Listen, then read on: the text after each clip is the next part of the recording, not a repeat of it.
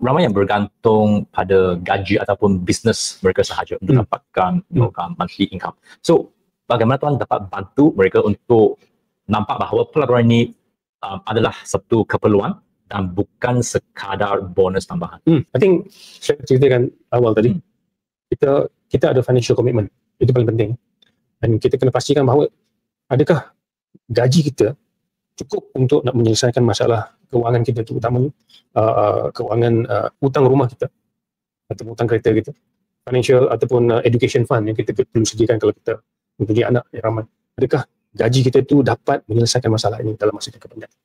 Okey, sebab itu saya katakan tadi, gaji tinggi, rumah pun, hutang pun tinggi. Okey, jadi itu adalah perkara yang harus mereka fikirkan.